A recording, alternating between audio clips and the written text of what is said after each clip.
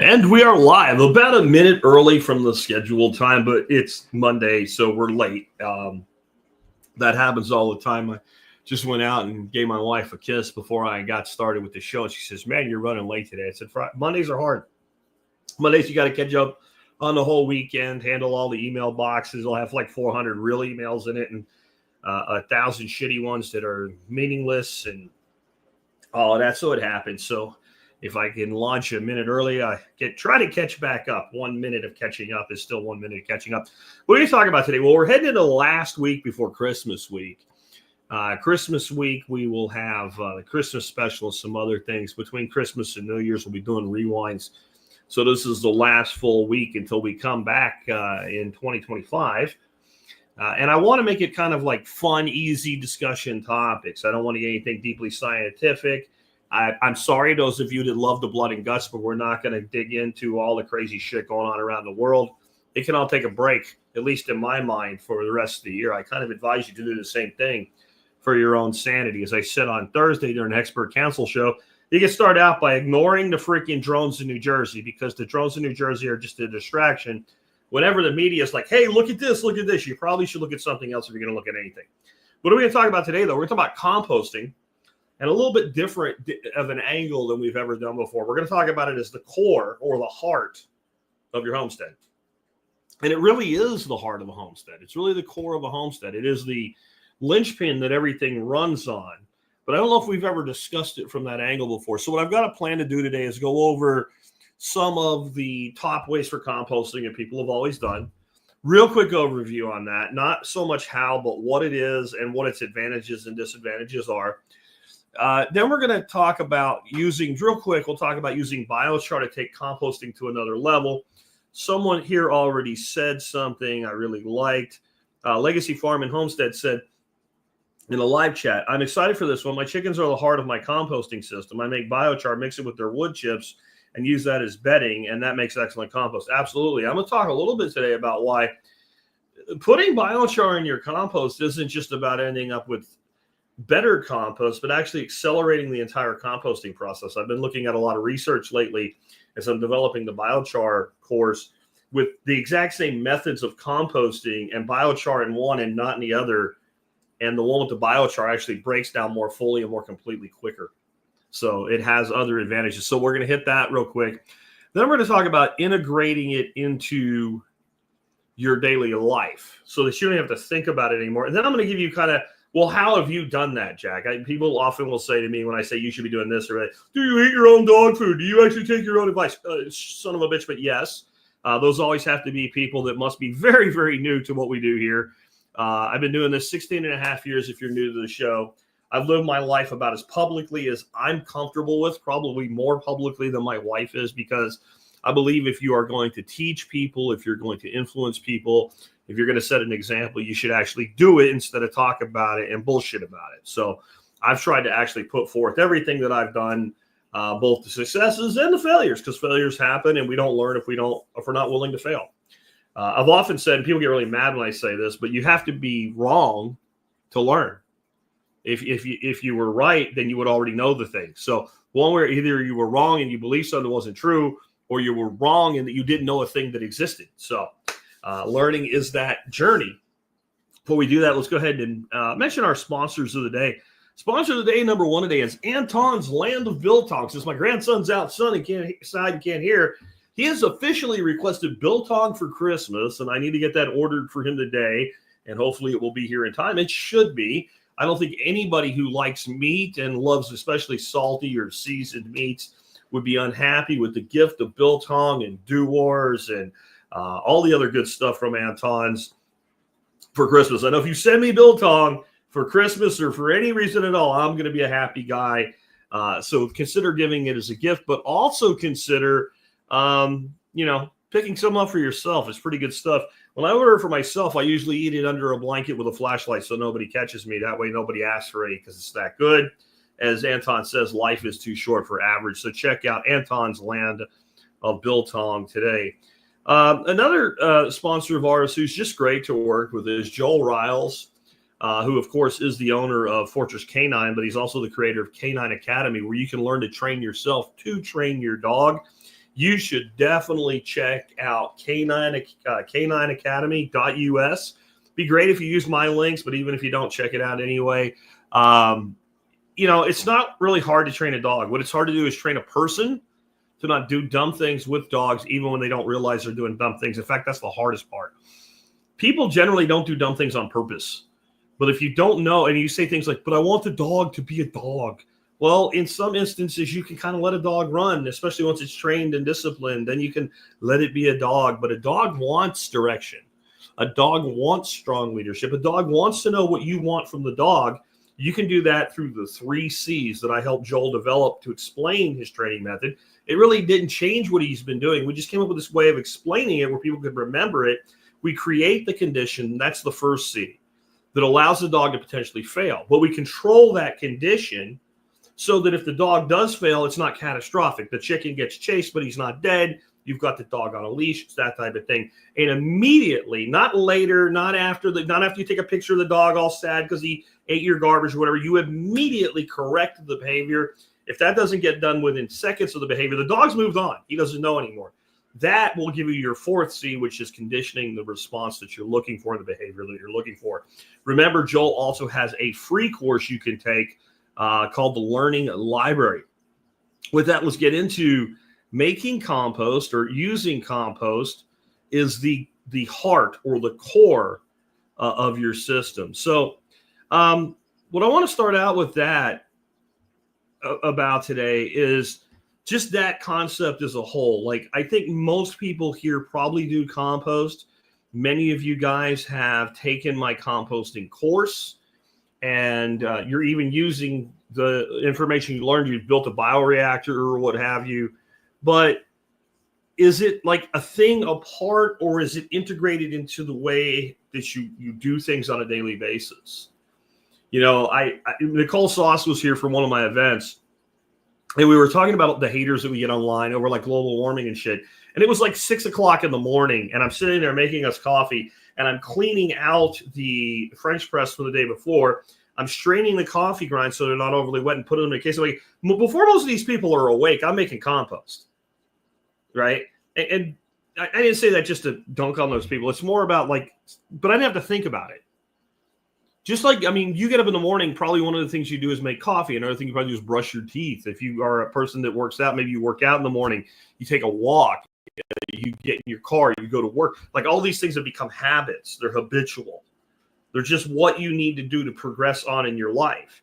And so if you don't actually integrate composting that way, you end up losing resources. So if you integrated compost to the point of this thing would make compost, so it doesn't go in the garbage, it goes in this other place, whatever that place is for you. I'll talk about mine in a minute. Then that just becomes habit. It becomes habitual. And all of a sudden your garbage, there's less of it and it never stinks, because anything that can stink probably can be composted in some way, shape, or form, or fed to dogs, which is actually another way of composting. Anything fed to an animal eventually comes out the other end. And we'll talk about some of that today too. But the big thing is, I try to teach everything I do through the permaculture lens. Like, looking at this as a systems thinker and a permaculturist, while there are literally hundreds of permaculture principles, the best 12 known principles are from David Holmgren, who is the co-founder, along with Bill Mollison, back in the 70s of permaculture. And he came up with these 12 principles. And what I love about David's 12 principles is most of the other principles can be explained with one of the 12. So if we can simplify down, that's good. But they're very encompassing and they're very easy to understand. Of those 12, approximately 4, or a full third of them, would directly apply to this way of looking at compost. The first one is catch and store energy. We usually show a solar panel and a battery for this, but microorganisms are one of the most valuable things in your garden. So building up a colony of them is catching and storing energy. Plus all the food that normal people throw away, and we're the crazy ones, right? They go into the garbage, go into the waste stream, contribute to methane, all of that stuff could be actually harvested as a resource. And that resource requires energy, and they are energy. So we're catching and storing energy. We're also producing no waste. Produce no waste is one of Holmgren's 12 primary principles. You can't produce waste when you literally are converting waste into a resource, which is what we're doing here. We obtain a yield. Compost is valuable. If you doubt me, go look at what a bag of shitty, dried out, lifeless, crappy compost costs at Home Depot or Lowe's. Go look at what a yard of compost costs at a massive composting facility where that compost is, it's probably better when you get a bag, but it's not much. It's very rapidly made. It's not the highest quality thing, but it still has a value, probably in the neighborhood about $40 to $50 a yard in most locations. Some places a lot more. But then go look at what really great compost sells for. There's people that will buy a small bag, a cubic foot of compost for 20, 30, 40 bucks versus a yard for 40 bucks or 30 bucks or somewhere in the middle. And they're happy to do it because they know it's about the microorganisms. It's about the life. It's about the biology. It's not the NPK. Otherwise, because most commercial compost is just fill. It's organic fill. It's lifeless. It's poorly made. It's poorly treated. It is never something that's going to do a real good job if you make something like an extract or a tea out of it, and it still has value. So we are now obtaining a yield in that we have a resource we can use as a yield, or we can sell as a yield, or we can not buy it because we have it, and that's another form of a yield. And then, of course, use and value resources. So if we're taking the things that other people see as trash, we're transmitting them mentally into resources so that we value them. We won't discard them. We will make use of them and harness them. Hopefully that makes sense. That's why we're coming at this subject this way today. And thank you, Food Plant Nursery Brookville, for your endorsement of my courses. Thank you so much for that. I really appreciate that. Let's talk about composting, though. I've got a bunch of methods here. I think it's like 10 of them. But I want to start out with something like my gold standard is bioreactor composting, and I'll save that one for last in this list. And I do think it gets the best result in the end, especially relative to the amount of total work done by the person doing the composting. And I think it actually connects well to many other smaller methods of composting that eventually end up in a bioreactor. But there really isn't a best method, because what is the two-word answer that I give more than any other answer to every question that's ever asked of me? It depends. So if you say, well, bioreactor composting is the way to go, and you have a person who lives in, like, maybe not an apartment, but a really small kind of like row house, townhouse or something. They've got a backyard about the size of my office. My office, I think, is 12 by 11. Maybe it's even double that size. There's just not that much room. There's little plants out in the front and the back and all. And all they have for waste is the waste that they produce from their kitchen. Well, they're never going to have the 2 yards-ish of waste material to make a single bioreactor with. That person would probably do fantastic with just a worm farm. So I want to go through all these methods so you can pick the one or more likely ones that will work for you. The first is direct composting.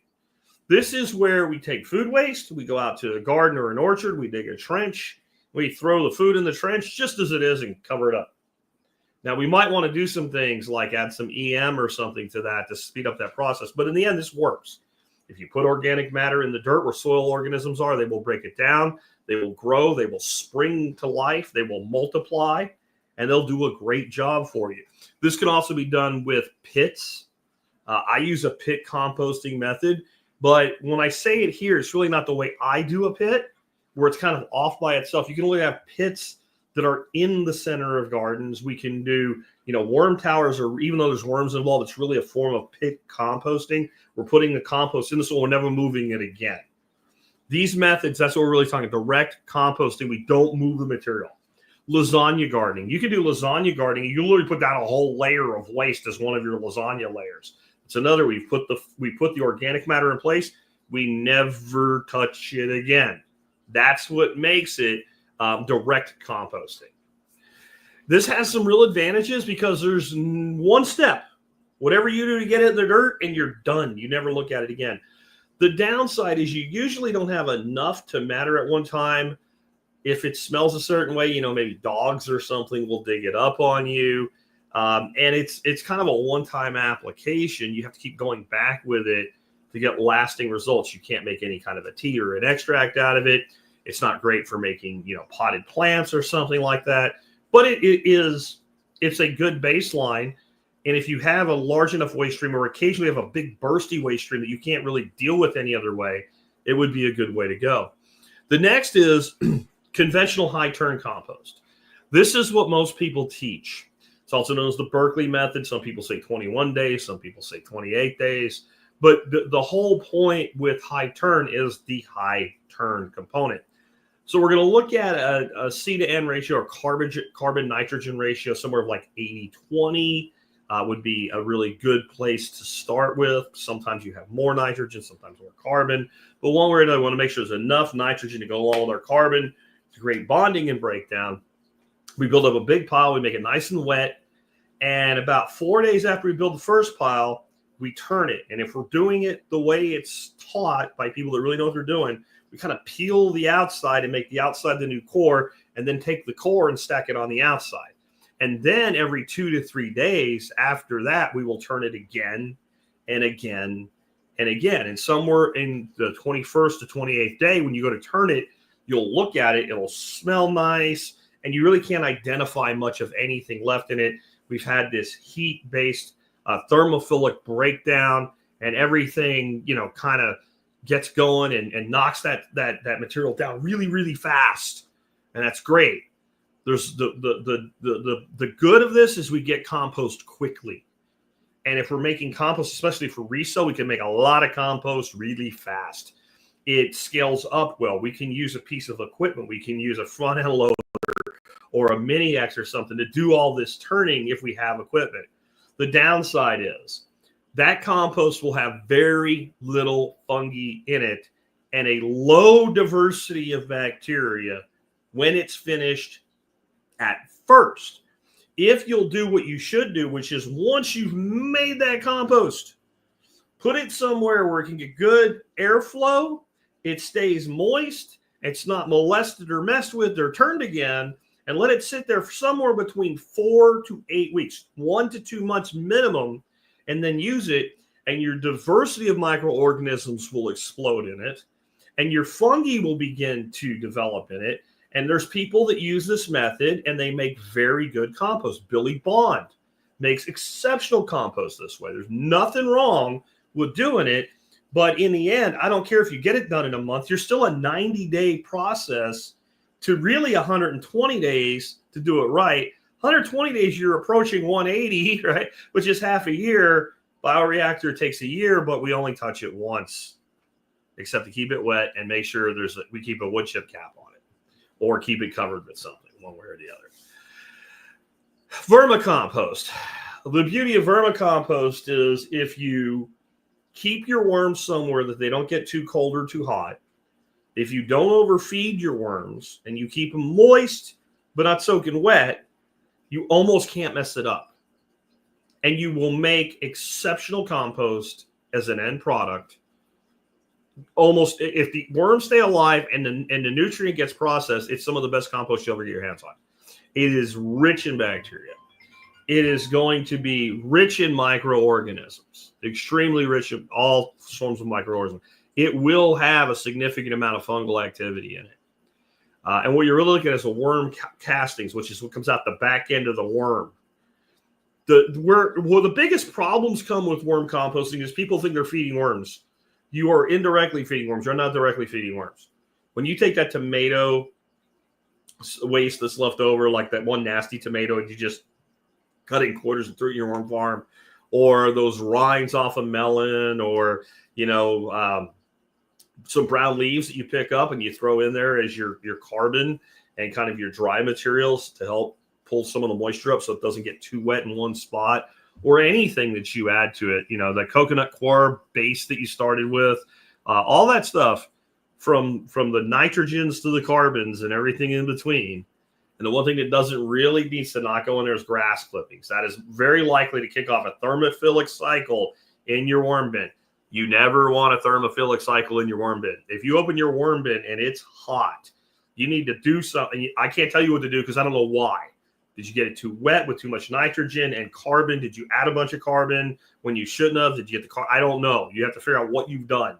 Down to, if you have to, you can actually break it apart and split it and put a bunch of dry carbon on top of it to pull some of the moisture out of it. But you've got to fix that. If you don't fix that, you're going to have real problems.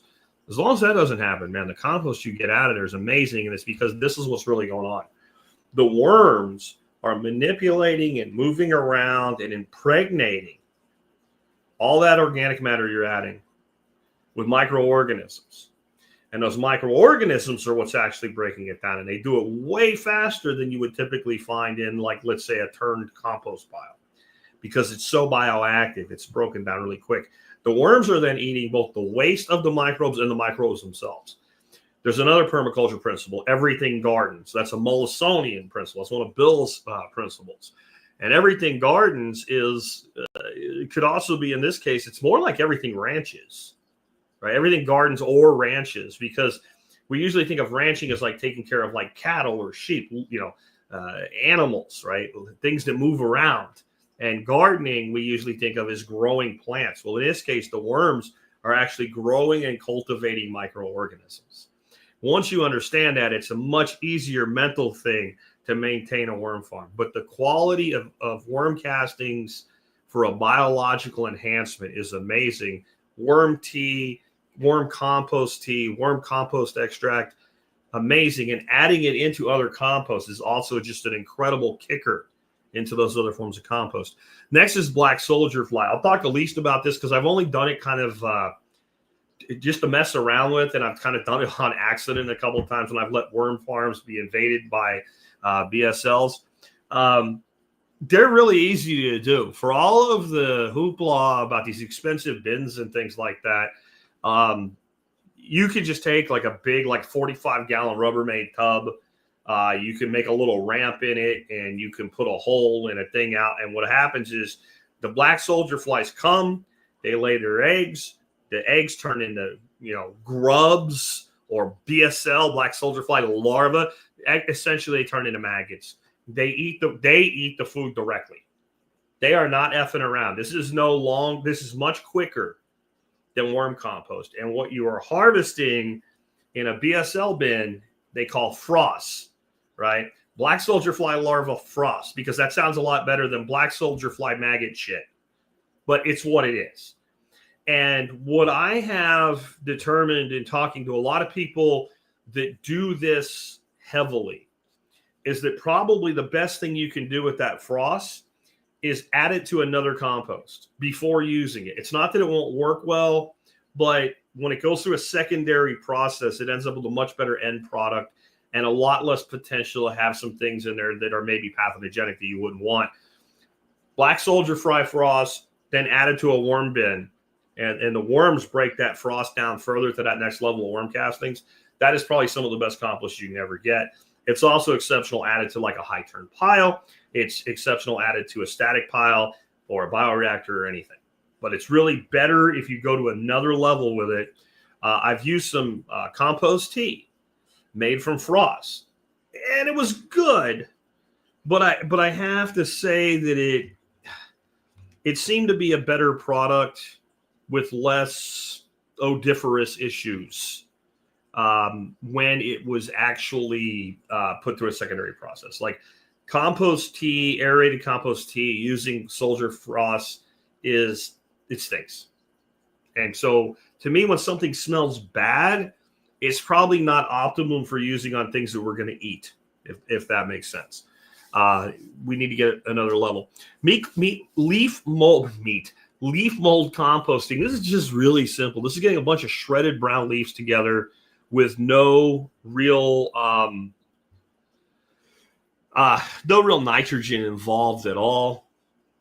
Making sure there's good airflow, and it will eventually begin to break down with microorganisms and leaf mold. And that's it. It's that simple. Now, again, so many of these methods end up kicked to another level if we combine them. So one way you might do that is if you're doing static pile, which we'll talk about in a minute, or bioreactors, which we'll talk about at the end, would be take that molded leaf product and cap your bioreactor with it, and then maybe a cap of wood chips, because now we've got even more indigenous microorganisms that we've captured locally.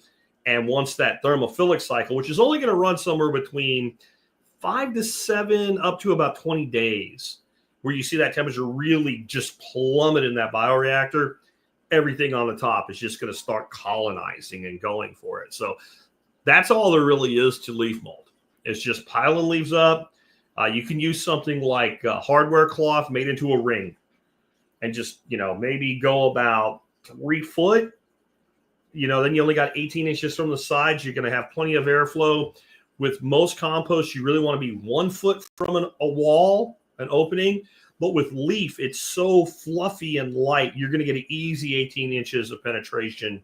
And remember, we're not going thermophilic at all here. There might be some heat up from that, but in the end, just moist, shredded leaves, not packed, just piled into a pile and contained, will end up with great leaf mold compost. That, if you're going to stop at that stuff, mulching it is magic. Mulching like halfway broke down leaf mold compost around things like tomatoes and peppers, especially right as they begin to flower. It's just magic what it does. But again, it goes really good added to another compost. As somebody is saying here, soldier fly frost is worm candy. Indeed, they go apeshit on it. I don't know if it's because there's so much microorganism in it that they're actually eating the microorganisms. I don't know if they actually eat that directly, unlike some of the other vegetative matter and things like that. But they do go pretty bonkers when you give that to them. One thing about soldier fly larvae before I go on, black soldier fly larvae, they are a maggot, but they are different than a housefly maggot. And one, they get bigger and they eat faster and all that. But the big difference is how the eggs are laid. A fly wants, a housefly wants to land on the food substance, and it wants to lay eggs directly on it. And then those little maggots eat it. They turn into a fly and they fly away. A black soldier fly does not want to lay eggs directly on the food. They want to lay it adjacent. So the best practice there is to get some cardboard, some corrugated cardboard, cut a bunch of layers of it and kind of zip tie it all together so the end's exposed. So you've got all those little holes and honeycombs, and either hang that or kind of set it somewhere up on the top above the material that's actually being eaten. And this is why. Soldier fly larvae are freaking psychopaths of the soil, or psychopaths of the breakdown cycle. They will eat anything. And so if you put an egg in there that's not moving, they'll eat the eggs of their brothers and sisters. If that larva pupates, there's a good chance it could get eaten because it's no longer moving around. Now it's dead. They're going to eat you, right? So they pupate and they crawl out. So it's important to give them a place to lay eggs and a way to get out, because the pile itself is so crazy active. It's just mouths. And if you really want to put in something like black soldier fly versus banana on YouTube and find a video, they show time lapse of just one day of a whole banana set in a BSL bin. It's insane the way these things go, where it would be there for weeks if you did that in a worm bin. All right, moving on. Let's talk about tumbler composting. I think tumbler composting is a fantastic thing. It has limits, but it's a decent way to go. There's some sort of, you'll either build something yourself, but the products built to do this are so inexpensive, $75, $80. Most people just buy one. And so you have a tumbler. It's just a black bin. It's got some holes in it. You just throw your waste in on a continuous waste stream. And every time you add waste to it, you kind of spin it around a bit, and you want to make sure it doesn't dry out. That managing one, that's all there is to it. They make okay compost. The problem with a tumbler is that it's the cake problem, is the way that Jeff Lawton puts it. So you're going to make a cake. So you make up enough batter to make a cake, a certain diameter, a certain thickness, but you only put 10% of the batter in the pan. You stick the batter in the oven. Now the oven cooks the cake 20% of the way it's supposed to be cooked, and you lay down another 10% of batter and you put the cake back in the oven. And you keep doing that till you get 100% of it. Well, you get a totally shitty cake. It's not that bad, but it's also not great. Tumbler compost is another thing you need to do, that once you get to the end, you need to age it for at least a couple months, because the last stuff you put in is not even broken down yet. So tumbler systems generally work better when there's a 2 tumbler system. So you got 2 tumblers and you just keep filling one up until it's pretty much full. And then you start filling the second one up. And most people will find, just like my buckets or my garbage can system I built years ago, By the time the second one is full, the first one's ready to use. So it's like a long process to the first batch, but then, every couple 3 months, you have one side full of usable compost.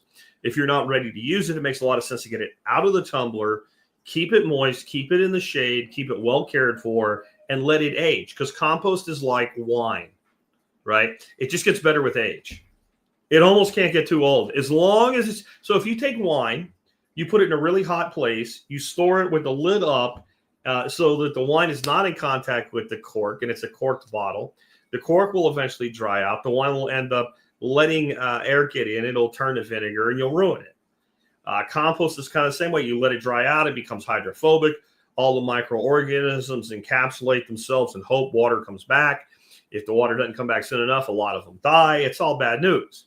But if you keep it moist and you keep it at a decent temperature and you keep it protected so it's not overly hit with sunlight or overly saturated with rain, you can keep compost for years, and it just keeps getting better. Moving on from Tumbler, then that leaves us to static pile. Static pile is something that I see a lot of people do, and I don't like the way that they do it.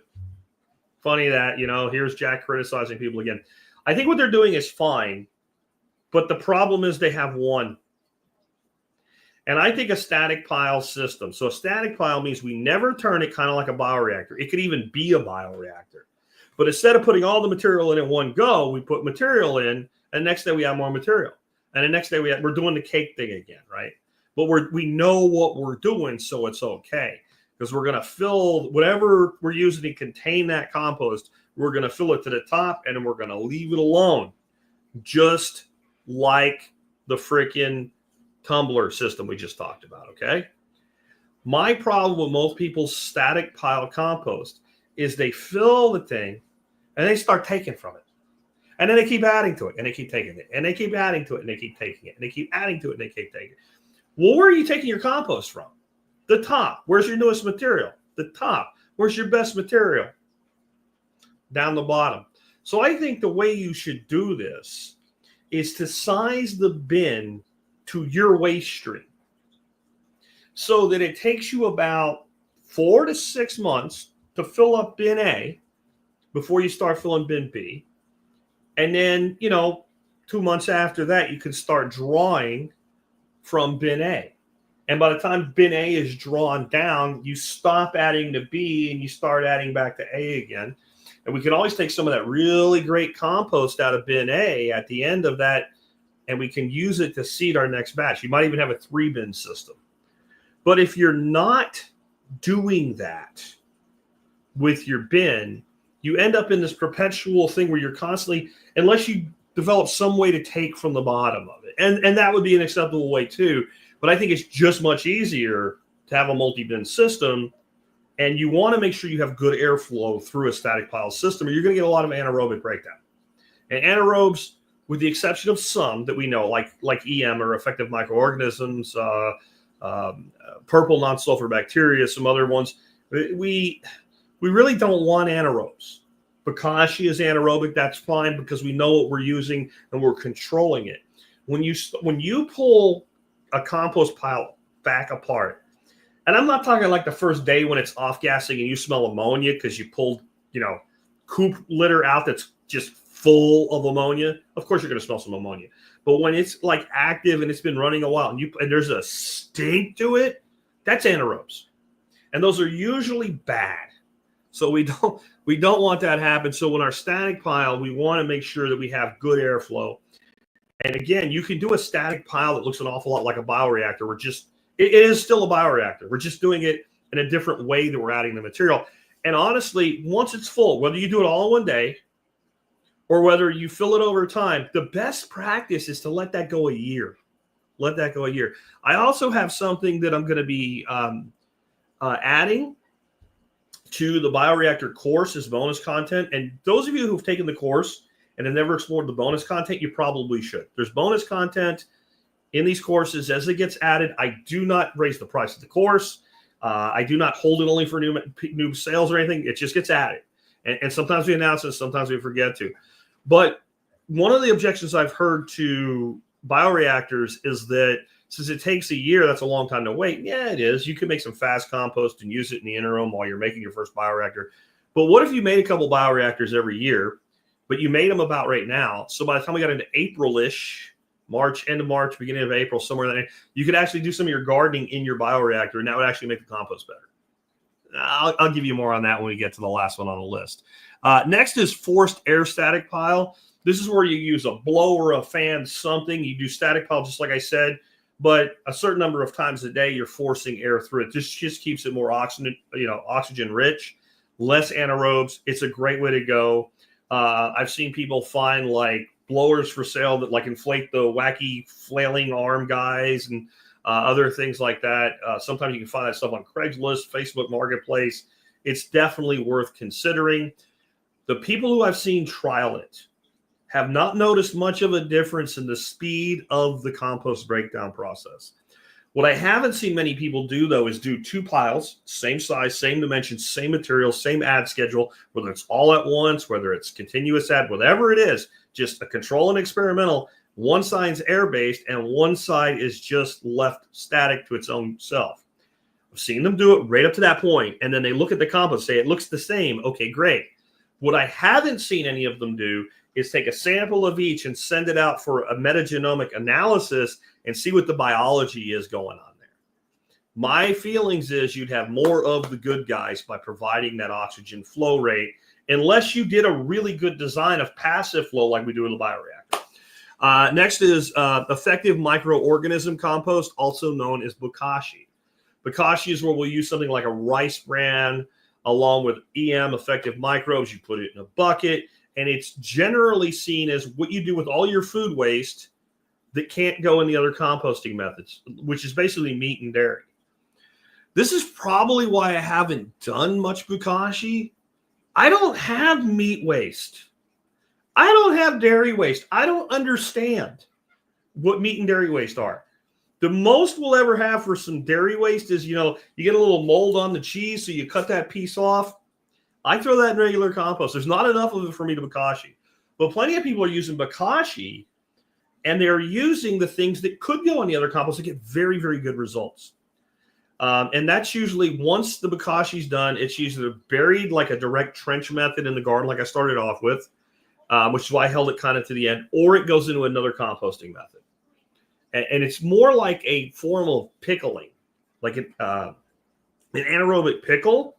When we make sauerkraut, you're kind of doing that. It's not exactly the same, but it's what you're kind of doing. People process human waste with this, and it's not a bad way to go. And by the way, biochar can go in any of these things, but it really, really helps with bokashi. But that's all I'll say on bokashi right now because I have the least amount of experience with it. But I also think that one of the real benefits to bokashi would be using the liquid from it to inoculate another form of compost. I think it would be really outstanding, and I'll save my thoughts on that for later. The last one is bioreactor compost, invented by Dr. Stephen Johnson and his wife. And it is, of course, my preferred method because it's one I built a course on. And bioreactor composting, there's a lot of different designs, and almost all of them are good. Not all of them are good, but almost all of them accomplish the primary goal, and that is get all the material nice and wet, mixed well, nitrogen-carbon ratio somewhere in that 80-20, 90-10 range, very, very wet when they're first added, get it in place, make sure nothing's more than a foot or maximum 18 inches from a place that air can get in, have a passive airflow so that air can flow through the system, and then somehow cap the top. Dr. Johnson does that using weed blocker. I use it with about a 4-inch deep bed of aged wood chips because I have a huge fungal kick. And then don't do anything except keep it moist as it needs to be for a year. It's one of the hardest things for humans to do is nothing. Now, it's very easy for us to do nothing when we don't want or care about the thing that we should care about. Like, it's easier to do nothing when we really need to be getting up at 6 o'clock in the morning and doing a 30-minute workout before we take a shower and get to work. That's easy to do nothing. But when it's something we want, it's very hard for us to do nothing But that is the key to bioreactor. Nothing. It is, I almost don't like the term bioreactor. I think there are ways that these two terms can both be confusing. Bioreactor, there's a lot of bioreactors that have nothing to do with compost. You can look it up. And there's also biodigesters that also produce compost, but that's not the purpose. They're generally, a biodigester's purpose is usually to produce gas, and that gas can then be harnessed and used as fuel. But the more accurate term for a bioreactor would be a biodigester. This year, as an experiment and to save space, I took 2 half-done bioreactors and combined them into one bioreactor together. So they both went into so I didn't put one on top of the other. I took both of them and mixed them together into a new one to see where we're at about 5 months into the process. It looked like the rumen out of a cow's stomach. And probably like the second to the third stomach, not the first one, is what it looked like. It smelled like it, which doesn't smell good, but it doesn't smell bad either. It's hard to explain. Like, you're not like, oh, I want that scent on my body, but you're like, oh my God, I can't believe that. I got to run away. It's somewhere in between those two extremes. But it is a digestive process. And all composting really is, but this is really like a long, slow digestion. And it's a digestion by fungi, by bacteria, by other microorganisms that aren't really one or the other. And it's also a digestion by worms, because these things, if you do them right, even if you don't seed them with worms, they'll probably end up with worms in them. But if you seed them with some worms after the thermophilic cycle, they become a giant, like 2 cubic yard worm farm in the best way possible. So those are your methods, and it's up to you what you want to do. There's people that think because I am so sold on bioreactor compost that I have like an aversion to other methods. I do not. I think they all serve a purpose based on your system, your homestead, your goals, your waste stream, how much of it you get at any one time. Like, bioreactor compost makes a ton of sense if you keep chickens and use a deep litter method, and you have to muck out your coop once or twice a year. And whenever you muck it out, you're getting, enough to make 2 to 3 bioreactors. I don't really know a better thing to do if that's you. But what if you don't have that? What if you have a little chicken coop? What if when you muck out your compost, your litter out of your chicken coop, you have enough to fill a garbage can? You can make a mini bioreactor. There's a bunch of other stuff you can do, right? If you don't use deep litter and you use a smaller coop, and every time you break it out, you're looking at like a third of a garbage can. You can feed that to soldier flies. So you see what I'm saying? Like, I'm not going to tell somebody they're wrong. The reason I recommend bioreactor composting is because I've looked at the test results of every method. And the one with the greatest number of beneficial bacteria and fungi, both in total population and in diversity, is bioreactor compost. And because I don't like to use the term lazy, because I do not consider myself a lazy person. I actually used in one of the videos I did about this years ago, I said lazy man compost once a year, ducks do all the work. That's clickbait. I work my ass off all the time, but I don't like to be the person working their ass off just so they can say they worked their ass off. Like, I want my work to have meaning. And if I can do something really, really well, if I can actually get the best end result with the least amount of work, it's not that I'm lazy. It's that now that energy, Andy here is saying energy efficient, that energy can now be efficiently used on something else. That also, because if you run a homestead, you're always like, I need to do this. Like, right now, I'm like, man, I got to get my planning together for my winter period when I don't have all this other shit going on. And I don't know how, and I always feel that way every year. I don't know how I'm going to get it all done. I'm going to have to prioritize what's most important this year and do it in that order. Well, if I'm out there turning compost, it's one more thing to do. When people are like, Jack, why don't you keep rabbits? Because it's one more thing to do, and my wife won't eat the rabbits. Why'd you stop doing quail? Because it's one more thing to do, and my wife won't eat the quail. I'm going to do the things that give us the biggest bang out for energy in, and that's one of the reasons I love bioreactor compost. Now, integration into your daily life. I want to talk about that from a standpoint. I'll tell you what. Well, I want to talk about biochar first, real quick. And you guys know me. I'm like a fiend on this. Some people are like, all this guy does is talk about biochar. Like, if you get sick, rub some biochar on it or whatever. it just really is one of those products that has so many ways that it can be utilized. And it's something that anybody can make. If you have a Weber kettle grill, you can make biochar, right? I mean, and you can find a wood waste stream, which anybody can. I sent out an email 2 weeks ago. I hit up 2 cabinet makers that are within 5 miles of me each. One came back and said, sure, I'll save all the scraps you want for you.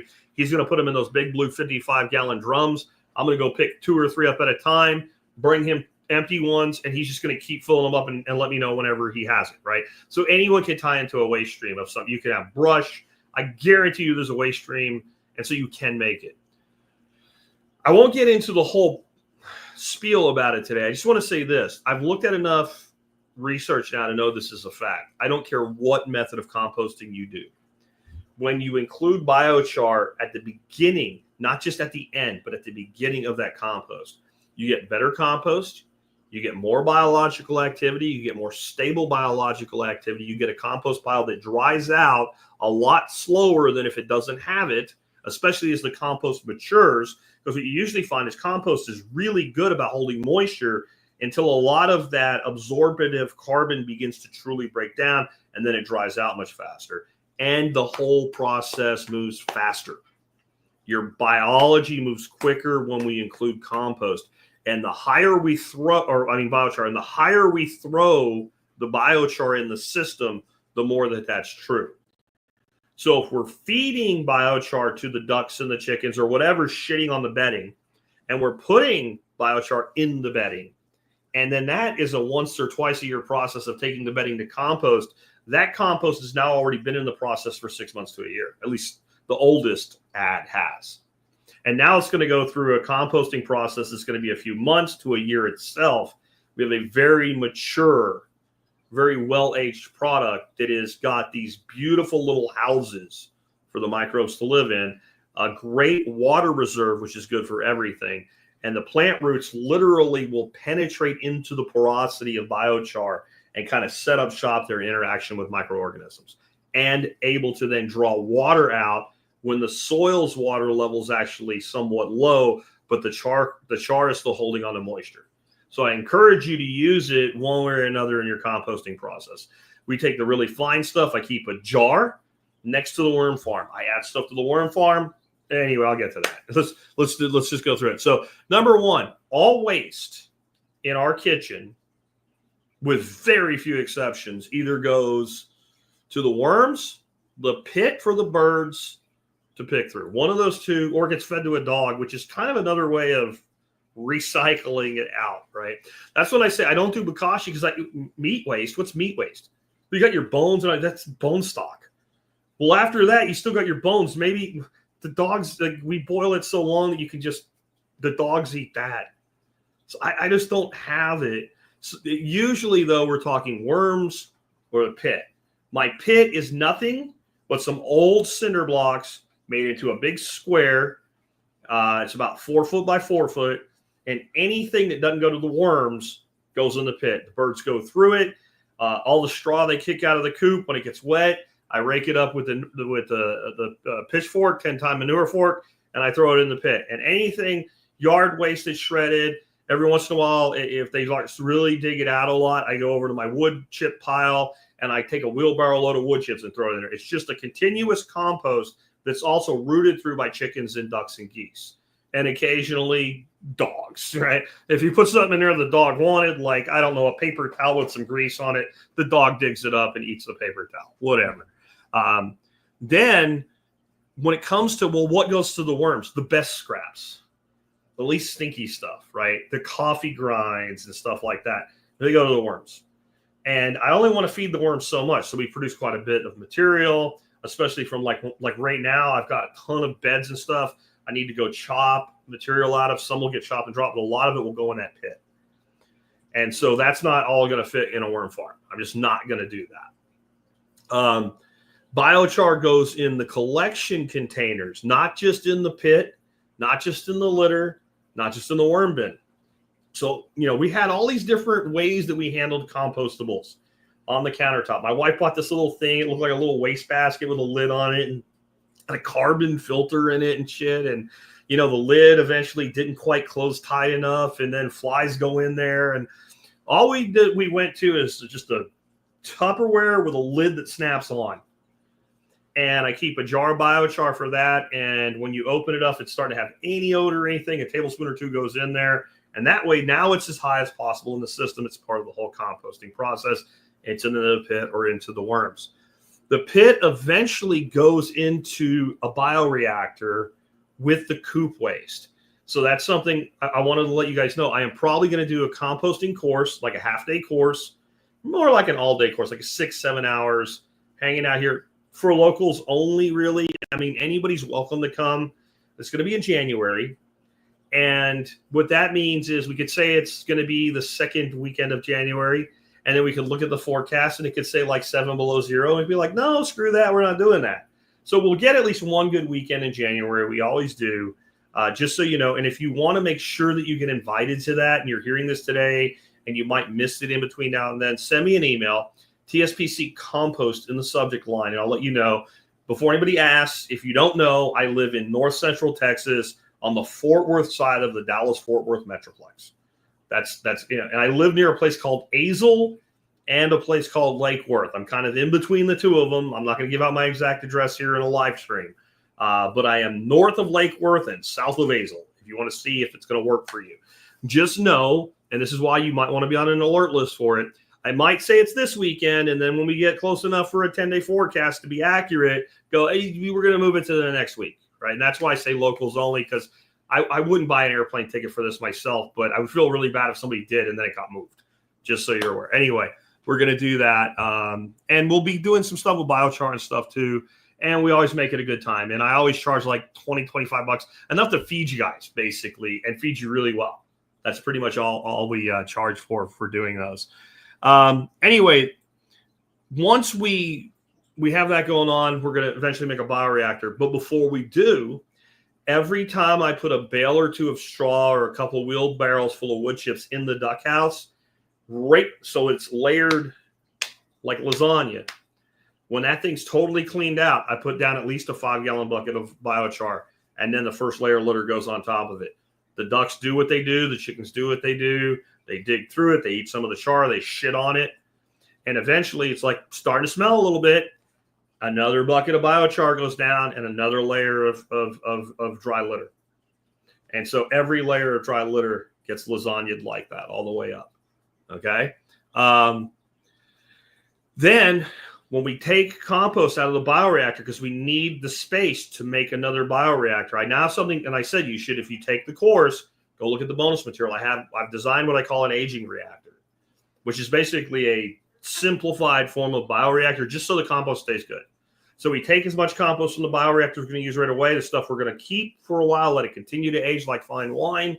It goes in the aging reactor, and that's just basically a big central cage with weed fabric around it and a large cage. So it has no more than about 2 foot between the two. So again, you can get airflow, and when that stays wet, we keep wood chips on it. And again, you can garden in that too, and you actually increase the value of the compost by the reaction with the plant roots. I think people think that like when you start using it, it goes downhill. Not if you do it right. Then that compost is used in teas, extract, as bed toppings and dressing to make potting soils. With all the biochar that's in it, you'd think that's good enough. No, when I make potting soil, I add about 10% by volume.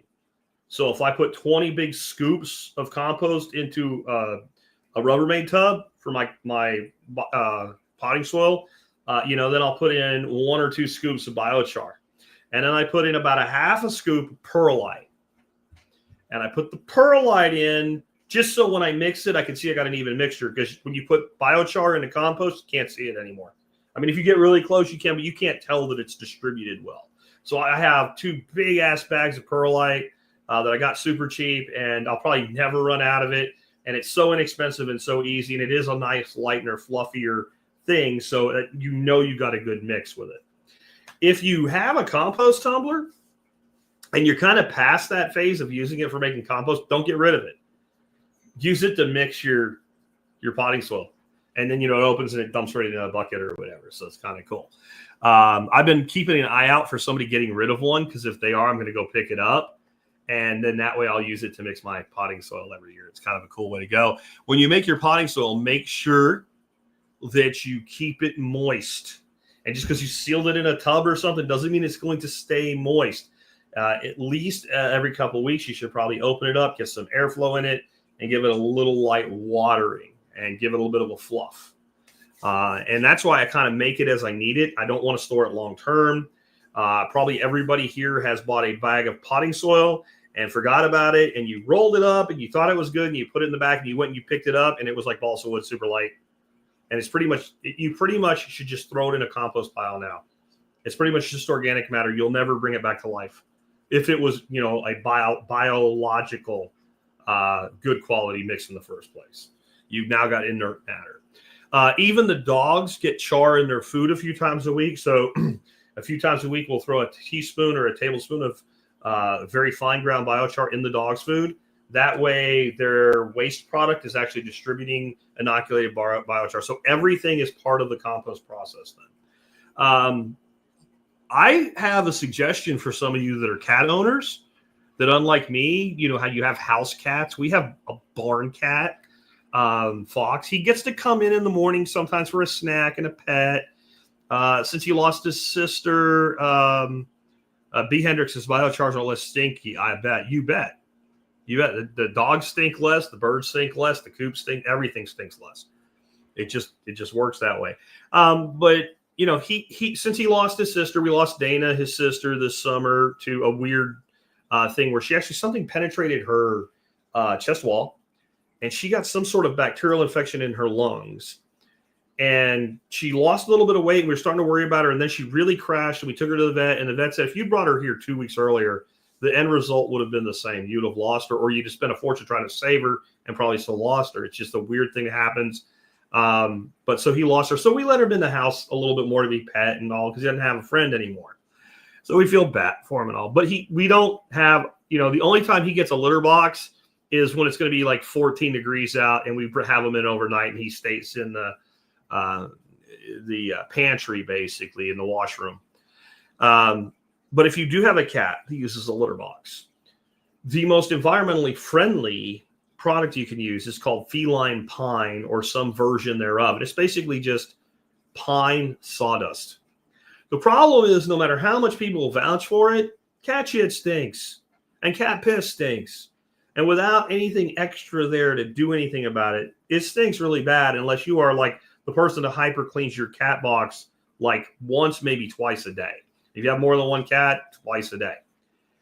If you put, I haven't tested this yet, but I have a feeling that if you put about 15% by volume biochar in your cat litter, that stink will just go away. And then you have a perfect compost medium, but you need to treat it like human manure. A cat is an omnivore. A cat's poop is nasty. It's not.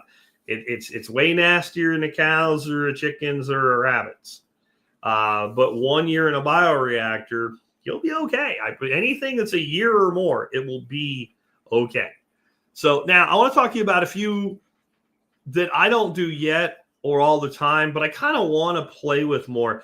One is the BSLs. I'm going to do that this year. It's just been a matter of, I honestly don't have enough waste stream to really keep them going. So I think I'm going to talk to like some coffee houses or something about procuring a waste stream for them, because the beauty of BSL is you don't just get this amazing compost. You get free food for your livestock, chickens, ducks, fish. Love these things. Quail eat the hell out of them too. They can be fed while they're still alive and they're just pupated. They can be fed after they've been frozen. They can be fed after they've been dehydrated. So they can become a storable feed source, high in protein, high in fat, and it can really cut your feed bill. Like I told you, I don't do bokashi. I don't have the waste stream for it, and I don't know that I'll do bokashi. I do want to start infusing things like lab, EM, maybe a little bit of bokashi into my other composting methods, because I believe that can only improve the results. Okay. So lab is lactic acid bacteria. I actually do this already. Sometimes it's a byproduct. Sometimes we make some cheese or something, and we have this whey that's basically lab, and I'll just dump that onto my compost piles.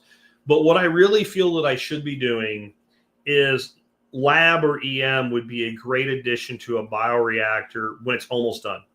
Let's say 10 months or more into the process. It's kind of a thing to kick the end and to finish off really strong.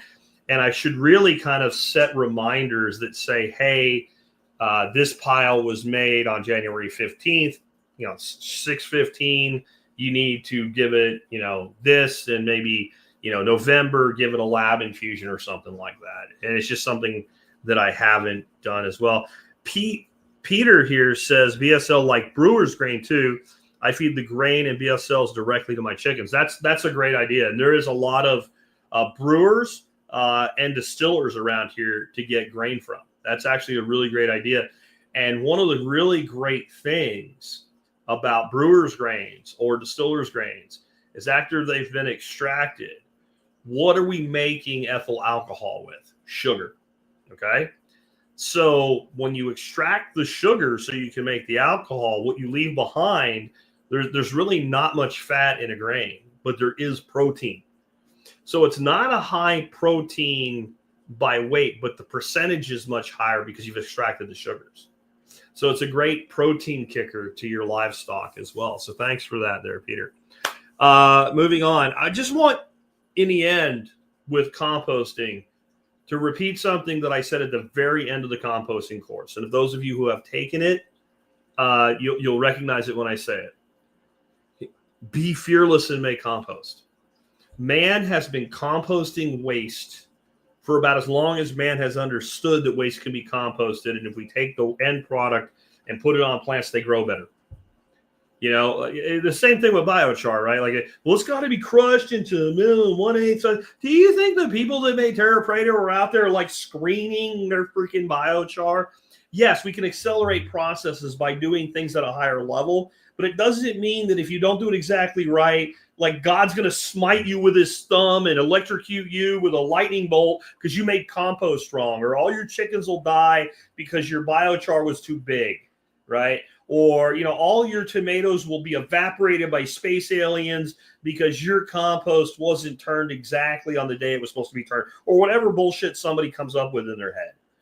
And I find that in our space, there's a lot of people who, when they discover something new and they've never done it before, they really want to understand it before they do it.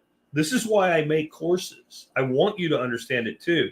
But I would rather you go ahead and do it, and then you can improve your results over time, than to sit around and wait till I know everything. Because you're not going to know everything, even about something as simple as compost. I have studied compost making from a scientific level for at least a decade. I made my first compost with my grandfather out of horse shit, leaves, and grass clippings when I was 8 years old. And unlike a lot of people that say, well, I did this when I was a kid. Like, I actually thought it was cool, so I paid attention. And by the time I was 10, when I would go on vacation to my grandfather's, he'd be like, go make the compost. The neighbor just brought over a load of horse shit. And I would do it myself. So I've been doing this almost my whole life. I will still learn something new about it before the year ends, and we're almost to Christmas. You'll never know everything. Do what Richard's saying here. Get shit done. Get shit done, That's really what you want to do. Just go out and make things happen. So I'm going to answer some questions now. And if you have a question and you don't see it come up, I got 5. A question or comment don't show up. Hey, Alabama got lucky here. You used could you in all caps. We didn't say question in all caps, but I saw it anyway. Question, the word question in all caps. Then your question, one sentence for your question. If you feel you need details, you can add them from there. Well, let's go ahead and hit these. Wait, that's banners. I don't need banners. Comments. Start. Okay. Monday, guys. Okay, Weathered Soul. This is a long one. According to a recent guest, you should need very little composted material to affect your soil, and the applications of teas and extracts should be enough to inoculate your soil. Yes, from that standpoint. You can use a 5-gallon bucket of compost to make enough extract for an acre. That is true. However, how many applications are you going to do a year? And if you're making a lot of compost, why wouldn't you like top dress your garden beds a couple inches every year and keep building the organic matter at a higher level? So there's need, right? You need a certain amount of protein and fat every day, or you will die. That's your need. There's a base level need. There's a certain amount of protein. And if a human being consumes less than an amount for long enough, their metabolic functions will begin to decline, and eventually it will kill them. The same for fat. By the way, for you high carb folks, there is no minimum amount of carbohydrate required for human beings. A human being can go their entire life, never touch a carbohydrate other than maybe in mother's milk as a baby, and have no ill effects whatsoever. But there's a minimum. That doesn't mean it's optimal. If you go to the doctor and you get a test for something like your vitamin D levels, you're above the minimum. You're above 30 parts per 100 or whatever, 1,000 or nanoliter, 30 parts per nanoliter of your blood. So you have enough. You also 1 away, 29 is considered low. But what's optimum? It's probably somewhere between 80 and 120, even though a doctor will tell you at 100, it's too high. No, shut up. You don't know the history of vitamin D. So I liken compost to be like there's a minimum level to get a good result. And then there's an optimum result. And to me, the more we're making, the more we can do. The more we can spread, the more we can make into teas and extracts. So I don't know if that really answers your question. If you want me to say more on it, get it in before I finish up today. Also, Weathered Soul, how cold is too cold for a worm bin? If it freezes, they're going to die. So 32, right, is too cold. I try to keep my shop from ever freezing up, and I have never had worms die because they were cold in my shop. I've never had everything freeze solid in my shop. The one exception was the 1 year where the power went out and we had a multi-day below 10 degree for the high. We had almost a week where it never got above 10 degrees for the high, and we had a lot of nights below zero, and the power went out for several days. And when it came to making decisions about what to keep warm, the shop was not that important. There was a little portable heater by the water system so that it didn't freeze up, and generators running other things. Other than that, we've never had a problem with it. So when it comes to bioreactor compost, you never want it to freeze solid. And Steven Reisner gave me a great idea. I've never had to do this. I've also never had a bioreactor. It's a pretty big chunk of soil freeze solid through. If anything's not frozen, you have a battery of your reserve biology, and biology goes through freezes in the soil too. Except if it's in the soil below grade, your soil only freezes so deep. But this is a normal occurrence. But if you really want to optimize it, what Steven said to do is get yourself like a big aquarium heater, like something for a 50 or 75 gallon tank, set it on its lowest setting, shove it down in the middle of the compost pile and plug it in. It'll only kick on when it gets colder than that temperature, and when it goes above that temperature, it'll kick off so it won't start a fire or nothing. I can't guarantee you 100% that everything he said is true about it not being any kind of safety risk, but I have a hard time seeing how it would be. It's wet. It's an aquarium heater. They go in water. I'm looking at one right now. It's not catching on fire. So that should be good. Now, the thing about any kind of heater is that it can go sideways on you. So it's something you probably want to keep. And what I mean is it's never happened to me. I've seen people in like aquarium groups and stuff say, my heater ran away and it basically killed all my fish. Like I had it set for like 72 degrees or 74 degrees. And I came home and my fish were dead and the water was warm to the touch. And when I measured it, it was like 120 degree water. Again, I've never seen it in real life, but I've heard reports of it. So I'll temper that one with a little bit of extra information. Matthew says, the Wyoming wind carried an insane amount of tumbleweeds in last night. Common occurrence. Isn't it best to hot compost them rather than a bioreactor to kill the seeds? So if you put them in a bioreactor, you will get a very serious, very high as long as you have enough nitrogen, thermophilic cycle, and it will roast the seeds. It may not get the ones that are right down at the edge with that, but it will mostly incinerate them. Then, when that thermophilic cycle ends, the biological activity, any seed that sits there dormant for any amount of time is probably going to get consumed by microorganisms themselves. Microorganisms will eat seeds, right? And then, you're going to cap with wood chips. Any that don't get incinerated are probably going to grow up through the wood chips and be very, like, whenever I see anything poke up through my wood chips, unless it's something I planted in there, I just pull it out with my fingers. It takes a couple seconds a day to go by. You should check your bioreactors. Even if you automate the water, you should check them every day. Just look at them and make sure nothing bad's happened. Nothing's going wrong. Especially if you automate watering. One of the reasons I like to manually water my compost piles is because I have to do it every day. And when you automate things, you have a tendency to go, that's fine.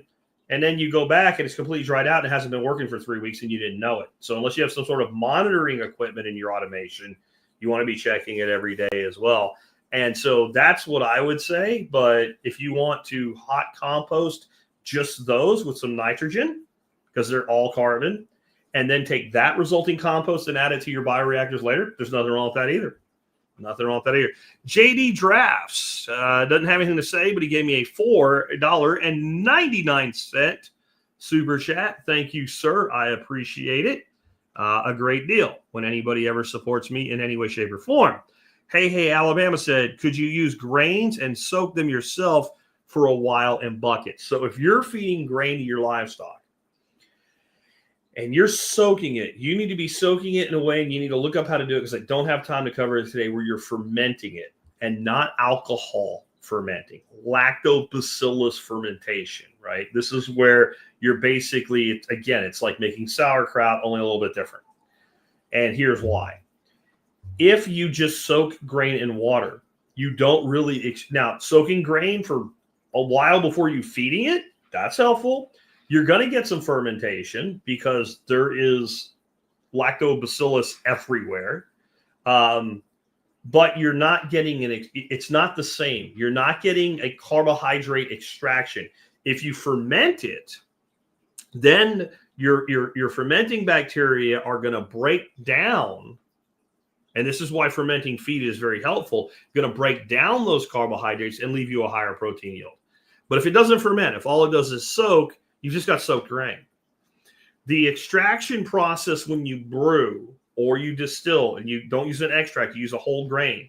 There's a temperature and there's a time that we hold this at in what's known as a mashing process. And then we extract that liquid wort if we're a brewer. I don't even know what you call it I made a lot of moonshine, but I always just call it wort because that's what we call it when we make beer. You extract that and then you ferment that with a yeast that is an alcohol producing yeast, but rather than a lactofermentation. And then that is either carbonated in its beer or it is distilled to up the alcohol, and it is, a whiskey or something like that, depending on what you do with it after you distill it. Essentially, it's all, when it first comes out, a form of vodka or brandy, depending on what you started with. But if it's grain, it's basically vodka when it first comes out, unless you push it through something like a gin basket, and then it's gin, which is vodka flavored with stuff, right? So that's the deal there. The real reason, though, to use distiller's grain, or if you use a beer brewer's grain, is they'll give it to you for free. They'll give it to you for free. So you're taking a waste product, and you the other thing is you can feed that to black soldier fly, like the one guy said. You could feed that to worms. You can compost it. Like if you don't have livestock and you can get into that waste stream, it's a fantastic compost. And protein is a good thing in compost, by the way. We don't talk about it much. Weathered Soul threw me $5 and says, thanks, Jack. The cover crop classes are great. I'm glad you enjoyed them. I had some really great feedback from Billy Bond on the cover crop course. What he said, and again, he said this to his live audience while he was interviewing me. He said he learned more in my cover crop course than he learned in Elaine Ingham's $4,500 soils course. But he couched that with a practical application to a person that's actually just trying to grow more food. He's like, and I learned more in the first 2 chapters of it than of practical application than I did in a $4,500 course from Elaine Ingham. I'm not putting myself on level with Elaine as a scientist, as a researcher, whatever. But I think the reason my courses are so well received is I teach like a military person. And I don't mean basic where they yell at you all the time and tell you if you don't get it done in 90 seconds, you're going to die. I'm talking about when you have to educate soldiers, you have people of varying intellect and capability. I'm talking about the training after the basic. And things have to be condensed down to consumable amounts into the things that actually matter, and not a lot of fluff and hype and bullshit that's not important. And I think that's why it comes out that way. Lynn has a question for me too here. Does residential grass clippings that have been sprayed for weeds still work in a composter? I would not. I think there's plenty of waste streams other than that. In the end, if you do it right with many herbicides, the composting process itself will break down and lock up what's left of these residues.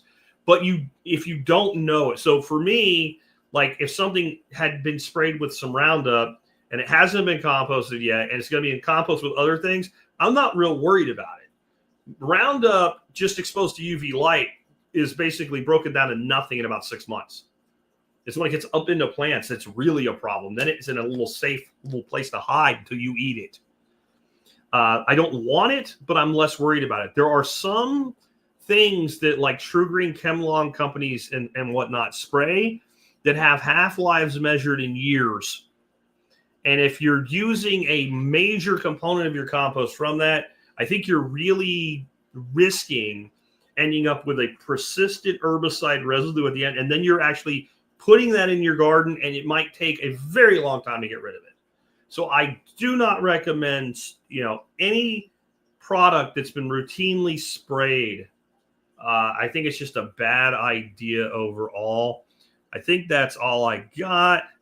Lion's Den says, break it down Barney style. That is what we used to say in the art. Well, that's actually one I really kind of missed.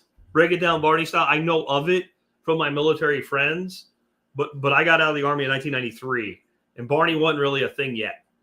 It hadn't really the purple dinosaur had not risen to the top of the children's thing. But yeah, that is a military saying, because it's very much what you have to do. You have to break it down to where anybody can understand it, and then you have to give it to them in a way that they can put it to use. Anyway, with that, let's go ahead and wrap up. I want to remind you guys that you can help support this show, especially this time of year when you're doing lots of shopping anyway, by just beginning your shopping at tspaz.com. That's TSPAZ, tspaz.com. If you go there, and even you just click one of the main links to get over to Vivor or Amazon, no matter what you buy, you'll support us. It doesn't cost you any extra money to do it. If it's a Vivor product, you get my discount code when you do it and save 5% off. So you actually save money by doing it and help us out. Today's item of the day is the same one that I ended last week with, Vivor's Conical Bird Coffee Grinder. I love this thing, and I wanted you guys to know, if you want to see it work, I added a video to the review this morning. So you can check out and see it actually in action and work. It's a really great item, and I think anybody that really likes coffee, if they don't already have a great grinder, would love this. And they're about $70, I think, from my memory. And man, this thing just works. It's very intuitive if you watch the video. You don't have to have like an engineering degree to use it or anything like that. But I want to hit you with a couple items that we brought up recently that have done really well since we are near Christmas. The Hamilton Beach 3-in-1 egg cooker. This thing is awesome as well. I've been eating so many deviled eggs. I'm probably going to fart myself into the atmosphere or something. But man, I love deviled eggs. I love boiled eggs. I love soft boiled eggs in like a beef soup or something like that. This just works perfectly. It's all about how much water you add. I did just find one of the little hole poker things, as the way I described last week. Somebody emailed me and said that they had a similar product that had a hole poker at the bottom of the water cup. The Hamilton Beach one doesn't. I picked up one for like $8. I haven't used it yet. I did add a link in case you want to know what I picked out. And then the Olietta stainless steel olive oil bottle. This thing's great too. It's just designed the way that you look at this when you get it in your hands and you say to yourself, why in the world do they not do all olive oil dispenser bottles the way this thing is done? Nothing spills. You don't need a funnel to fill it. It's small, it's light, and it's indestructible. So when you knock it off the counter, like I have many times, it won't break. Real quick, before I completely wrap up, Amy B threw me $21 blackjack in a super chat. Thank you, Amy. And that's a question. And the question is, what to do with sprayed straw on my property? Burn? ? Maybe. If you can follow up for me here, Amy, while I'm answering this, and let me know, is this because you're buying straw for litter and the only source you can get you suspect or know is sprayed, or are you spraying your straw because you're running a farm operation? I'm not really sure, but I would say the first thing is try to get a source. If you're buying in straw bales that are sprayed bales, try to get one that isn't. And then what is sprayed on it, when and how much. Usually if you're dealing with wheat or barley straw or something like that that doesn't have a GMO that's designed to be sprayed with an herbicide, it's either sprayed with something that doesn't kill grass, like a broadleaf. Some of those are really bad. Some of those are not so bad. So finding out the source and what it's sprayed with would be part of it. If it is a glyphosate spray, which a lot of wheat, barley, etc., what they do is they actually spray it right before harvest one time. And they use, actually, when they do this, I don't like it because it ends up in your food supply. But they use a very small amount. It's just it's, wheat, all these grains are grasses. And they're right at the edge of going dormant anyway. And all they're doing is accelerating that process. That usually, by the time it gets harvested, sent to you, there's been a lot of breakdown already. By the time it goes through cooping and it breaks down a lot. And then by the time you put it, especially if you're bioreactor composting it. So what I tell people to do is the bucket watering bean test. So take 2 pots and plant a bean in each one, or a couple beans in each one. One's your control, one's your experimental. Take your straw, put it in a 5-gallon bucket, and soak it in the water overnight. Pull it out, and then water one bean pot with that water and one with clean water. And if both of them grow about the same, I don't care what it was sprayed with, it's not going to be a problem. If it doesn't fuck up a legume, it's going to be okay. Especially once it goes through the compost. If you get one side growing all nice and pretty, use the same soil, obviously. If it comes out of a bag, soil from the same bag. If you make it, whatever, right? And if you have one that's growing like its growth is all retarded and jacked up, it's yellowing, it's looking gnarly and unhappy, and the other one's all happy, you've got something in there that you really don't want to use. And that's my purchased without a surety that it's unsprayed. Yeah, okay. So Amy says she bought it, but she doesn't know if it's been sprayed or not. They don't know. And okay, that's an honest supplier. My supplier's that way too. We don't know when I first started buying from them. Every time I buy some bales, I give it that test before it goes in the coop. Because once it's in the coop, there's not much I can do. I have yet to have any straw that I've bought from these people up here fail that test. And I think that for all the good Paul Wheaton has done, I think Paul Wheaton has got enough influence that he has caused confusion and concern beyond what is necessary here. That the thing you do to remediate soil that's been so heavily saturated with this stuff is to put really good compost tea on it. And if we're making it into compost, what's going to come out in the end product, unless it is really toxic, there's really a lot of it, and it's your primary feedstock, it's going to be okay.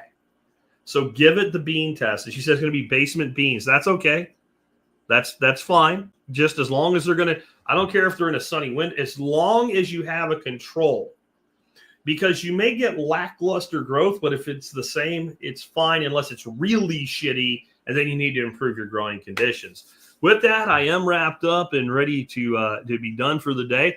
I have an announcement, though. Tomorrow, if you're a Bitcoin person, I did see some Bitcoin chatter. We just hit another all-time high. I think overnight it hit 106,000 a Bitcoin. And it's interesting, like all the maxis that have been cheering along, let's get to 100. Like, you have $5,000 candle now. And like, whatever. Like, we're not even going to start talking about it again until it's probably like $1.15 or $1.20 a coin.